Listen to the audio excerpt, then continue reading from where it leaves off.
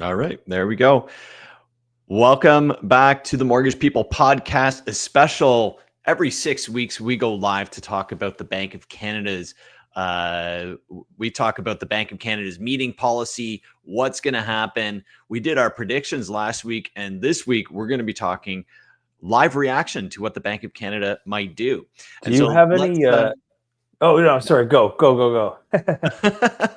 I was going to play the music, but let's do it.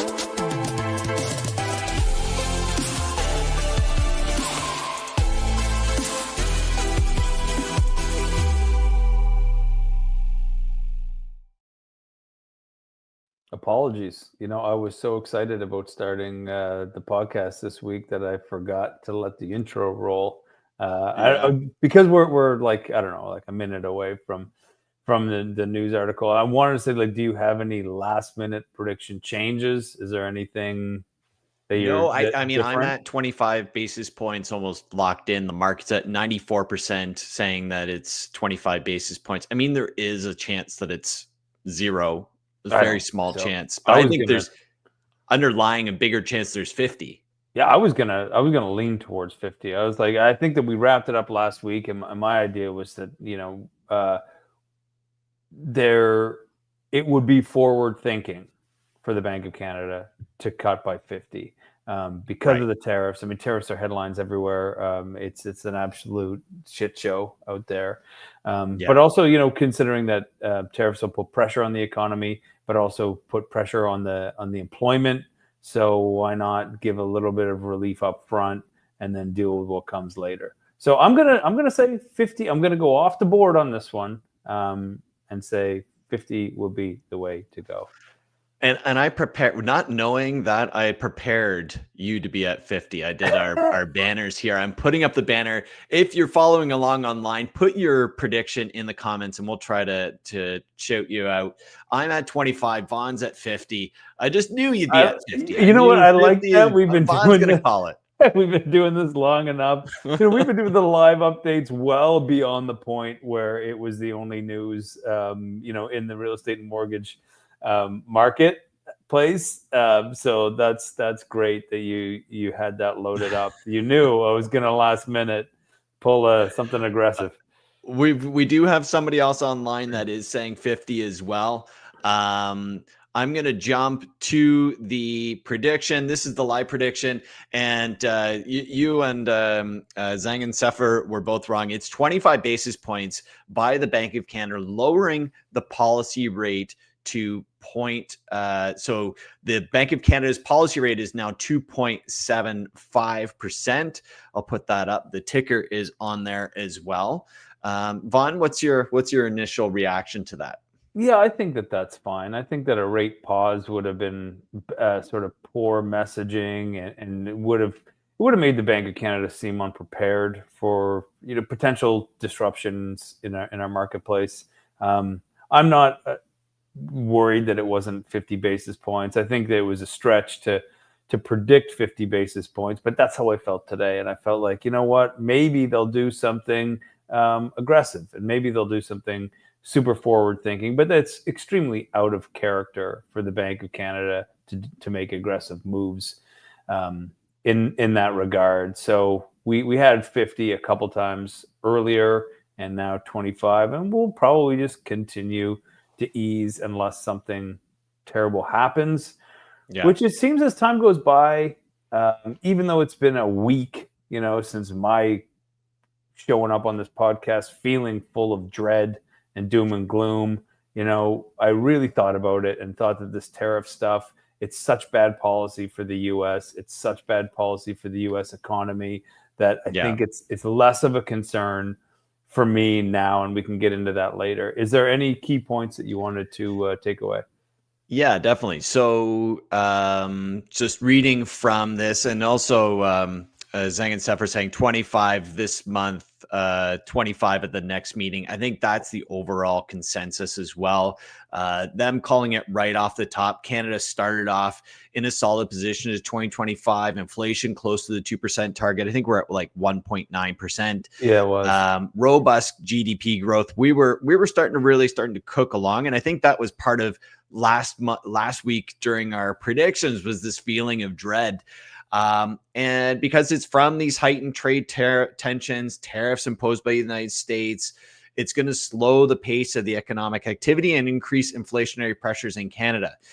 So, the economic outlook continues to be the subject to more than usual uncertainty because of the rapid evolving policy landscape. And that's why they cut it. I think all else considered, and as we mentioned last week, anything else considered, if it wasn't for this uncertainty, the Bank of Canada would be pausing this month. Yeah, and it seemed at like this meeting. you're right, and it seemed like we were, that the economy was in a fairly good place.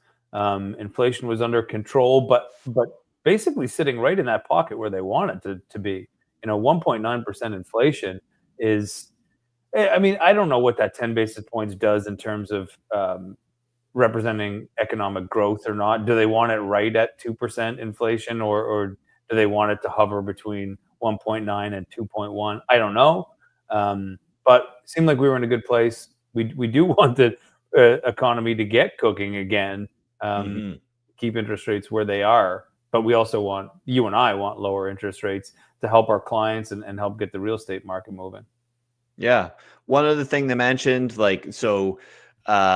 economy looks to have slowed in recent months, but U.S. inflation remains slightly above target. China is posting strong gains.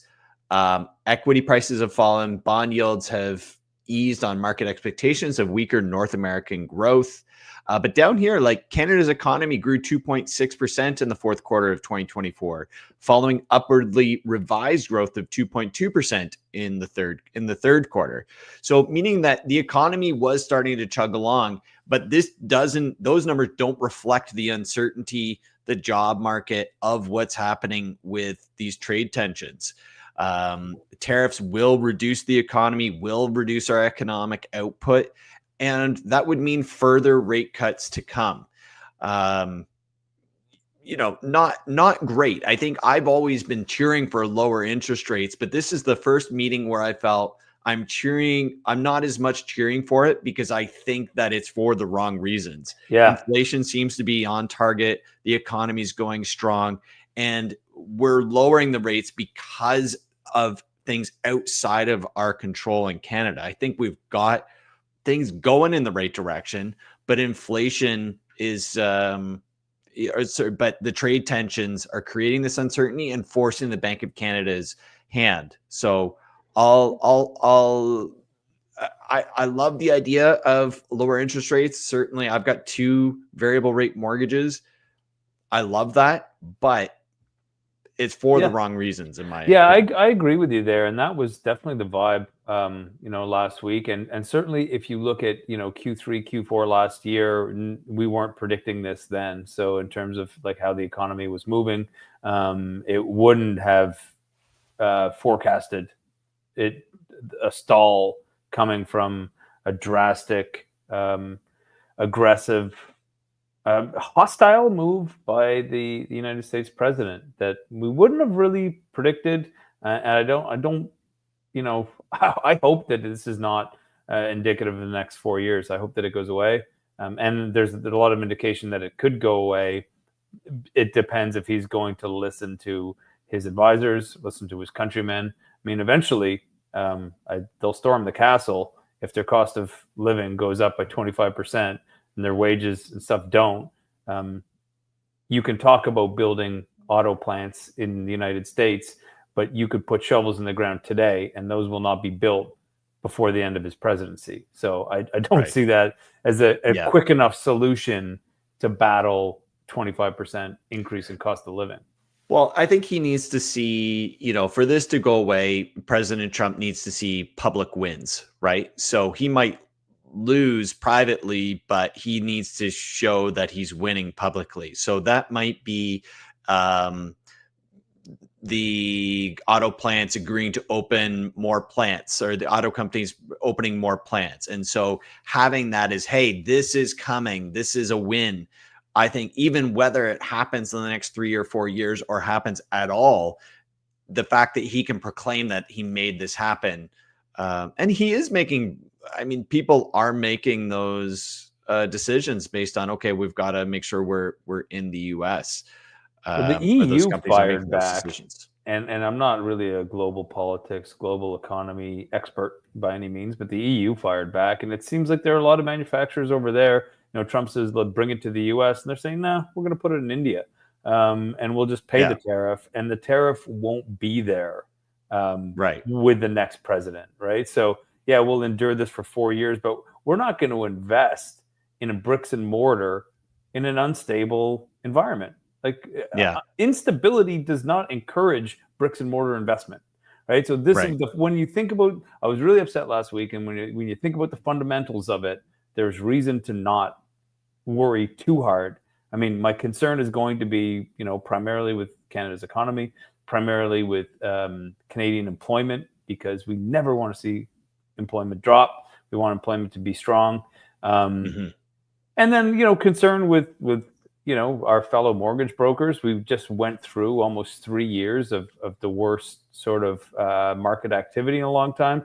And it was upsetting to see that announcement that, the US president wanted to go to a trade war with Canada that could upset our way of living and Sure. earning for another 3 years. And that was demoralizing until I really thought about it and thought that there's no fundamentals economically to what he's doing or what he's proposing to do. And I'm just relying on that to be the ray of sunshine.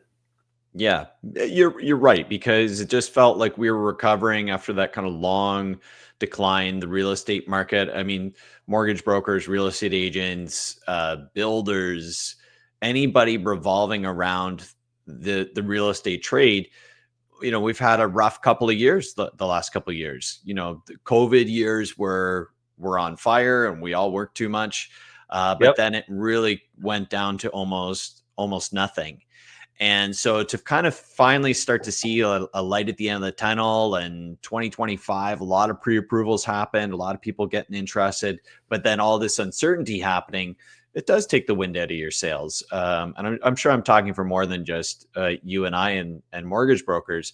Seeing that in all sorts of different industries, whether it's dairy or lumber or auto manufacturing, everybody feeling like we're headed in the right direction, and now maybe we're not, is a little bit disheartening.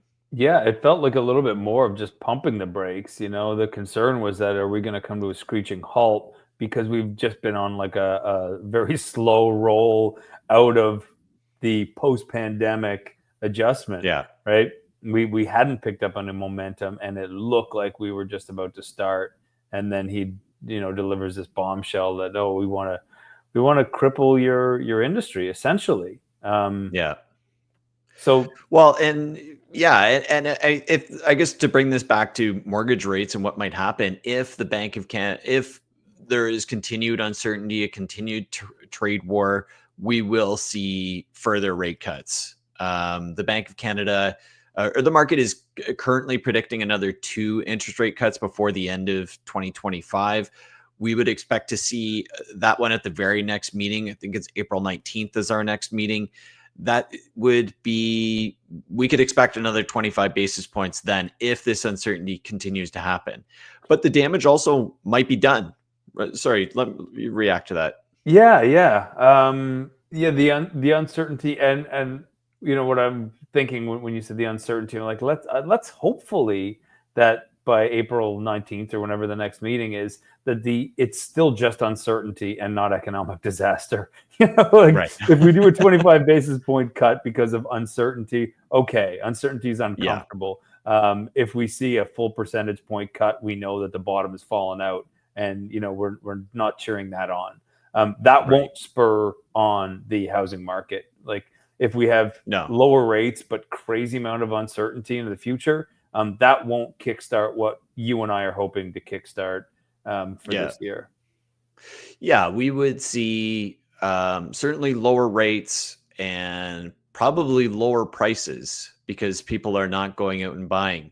If you are considering buying a home and kind of waiting to see what might happen, you have a down payment, you have everything in place.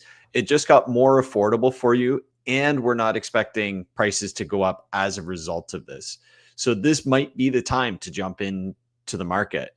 I think we'll look back at this uncertainty and this fearfulness as the buying opportunity to jump in the market. There certainly is opportunity, and when you think of, maybe it's not the right time to build a factory, which is like a 7-year build plus, you're relying on manufacturing and whatnot. But to buy a property, we've seen the trends, the housing prices go up over time, through recessions, through multiple recessions, and we do look back at that. We see like, oh, 2008. That would have been a great time to buy when that market took a dip. You could buy in Toronto for like 400,000 at that point. Yeah. Now it's 1.1 million, roughly. Right. So that was your opportunity. Get your finances in order. If it was your time to buy right now because of your need, because of the way that where you are in your life, then you're probably going to do very well right now. Yeah, I agree with that. So variable rates went down 25 basis points, expecting that to be roughly $15 for every $100,000 in mortgage that you've got borrowed. So if you've got a $500,000 mortgage, that's $75 back in your pocket per month. If you've got an adjustable rate mortgage, if you've got a variable rate mortgage, then that interest rate decrease lowers the interest rate, lowers the amount of interest, and increases the amount of principal. So you're paying off your mortgage $75 or $15 for every $100,000 per month. Yeah, that's a great to bring that up, because as rates have started to slide, you're really starting to pay back the principal balance. It's like having a built-in top up to your mortgage. So yeah, exactly. So maybe pay it off a little faster. The other thing is with fixed rates. So I get this question a lot. I'm sure you do as well. What's going to happen with fixed rates? The markets had already baked in this 25 basis point cut for the Bank of Canada, and that's already baked into the fixed rate. So we're not expecting to see variable rates will fall a quarter point, but fixed rates, those prices will remain the same. So if you're thinking of fixed rates and kind of waiting for the Bank of Canada's meeting, like a lot of people do erroneously, then you'd be in a better spot just to take the fixed rate now. I was at the gym this morning and warming up on the exercise bike. I'm not really a huge cardio guy, but the TVs are in front of me, and I was looking at the Fed bond yields in the U.S. and the short-term bond yields have dropped. So we may see some, but that's more to do with the President Trump's tariff announcements and suspecting that their economy is going to take a hit. So. Right. Separate than this. And one thing I meant to ask, and I haven't been following this closely, and we used to follow it a little bit more closely, was the spread between the Fed and the Bank of Canada interest rate, because the Fed has not been cutting. The Fed is not predicted to cut because the Fed is expecting high inflation with the tariff trade war announcements. It's expected to be terrible for the U.S. for their inflation. So the Fed is saying, well, we can't cut interest rates because we're battening down the hatches and preparing for something terrible with inflation. Right. So that spread has grown between the U.S. Fed and the Bank of Canada, but it seems like that is no longer a concern by bank. It was like a secondary concern at best anyway. But no longer really a concern. Yeah, I've lost track of that completely. It's funny that you bring that up, because I know that was one of the things. I would always hear the Bank of Canada can't reduce rates because of the U.S. and the tie to that. Well, that seems completely off the table at this point, because we're reducing rates without any regard to what the U.S. policy is doing at this point. Yeah, so they're at like 4 point. Theirs is always like sort of floating. They're at 4.25 to 4.5. Okay, so if we take the lower end, then that's 150 basis points spread as of today. Yeah, Like that seems like the outer limit to, it does. theoretically where we would want it to be. So we'll keep that in mind. And the risk there is the Canadian dollar losing value. But Right. we've seen the Canadian dollar sort of rebounded. We were down to like 64 cents at one point, I think, and we're back up closer to 70 cents now. So 70 cents Yeah. not great, but it's not decimating our dollar. Yeah. like We're we at were. 69.38 cents right now. That's as of yesterday, I think. Yeah, would we call that 70 cents? I guess if you're Yeah. trading in big amounts of money that I don't have, maybe that Yeah, that makes a 10%. difference for sure. But yeah, no, you're right. I think we're at 60. It has gone down a little bit, coming off the almost 69.5 cents as of yesterday, down to 69 and a third. Peaking just over 70 last week, like 70.15. So we're kind of in and around that mark of where 70 cents seems to be the number. But I don't think I guess the more that it decreases, it seems more the dollar seems more sensitive to the tariff threats and our economy than it does to the Bank of Canada's policy rate difference. That spread, yeah. Like meaning like if you're going to invest in one currency or another, you probably pick the US over Canada. Which But is I don't know. pretty standard. It's pretty standard. Exactly. We'll Except for that see one time it went over 1%. Oh yeah. And then everybody was $1. flocking to the border to go to Buffalo to do their shopping. We're all rich. Yeah. Yeah. Anything you want to add as we wrap this up here? That's pretty much it. I mean, happy that there's a rate cut. The circumstances surrounding the rate cut, not great, but right now all we have is uncertainty. We're not feeling the pain from any of this yet. Hopefully our leaders, our new Liberal leader and our provincial leaders will help out and take a stance, and hopefully that's the right play and that we can get out of this mess sooner than later. Sounds good. Way to end it.